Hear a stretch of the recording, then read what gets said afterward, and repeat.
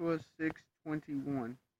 And they utterly destroyed all that was in the city, both man and woman, young and old, ox and sheep, donkey with the edge of the sword.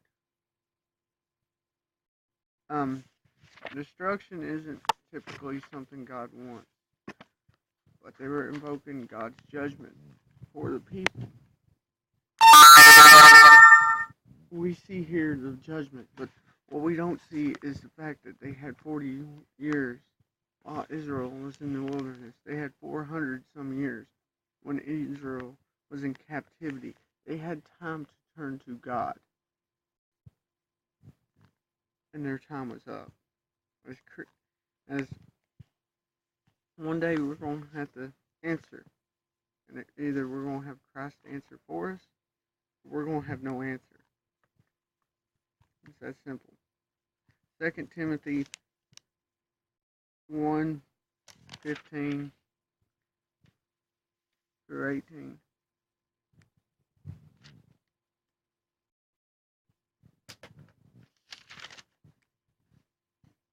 As you know, everyone in the province of Asia deserted me, including Philologus and Hermogenes. But the Lord's mercy rests on the house of Onesiphorus. He has often relieved me in my troubles. He was not ashamed to visit a prisoner, but took pains to search me out. When he came out to Rome and found me, I pray that the Lord may grant him to find mercy from the Lord on the great day. That many services he rendered to Ephesus, you know better than I could tell you.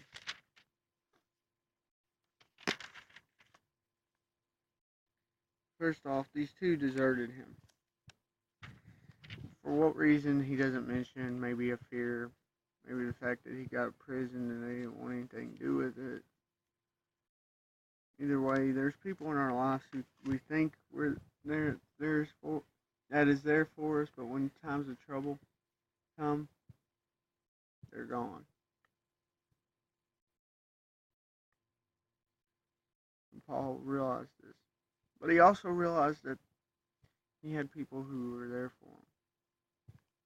Now, this guy probably wasn't here for him right now because he's doing, looks like, work at Ephesus. But he mentions thanks to Timothy.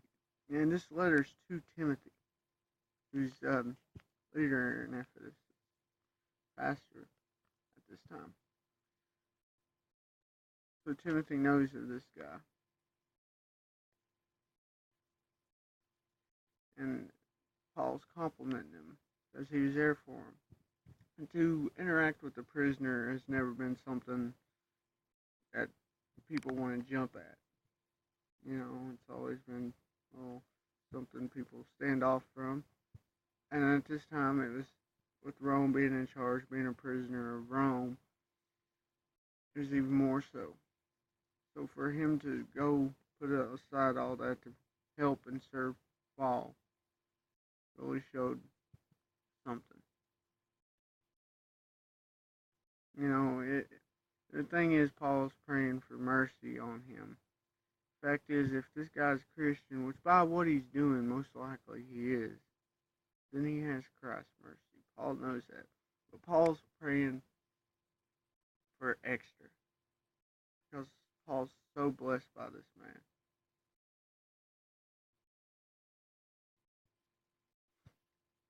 You know, God's going to put people in our lives who's true blessings to us on a personal level.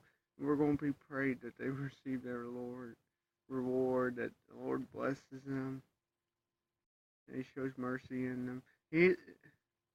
But that's just how it is, you know.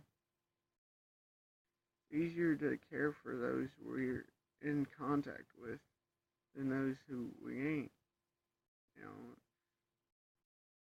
we pray for the lost as Christians, but when we know a lost person, our heart bends more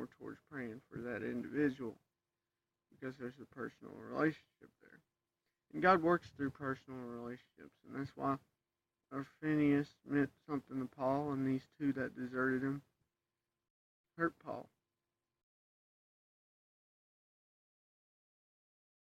You know, we're the same. Those who we can't count on, but thought we could, often bring hurt to us. And then those that are there for us, oftentimes we neglect being thankful for them. We need time to tell them, hey, I'm so happy you're here for me. And give God praise for them.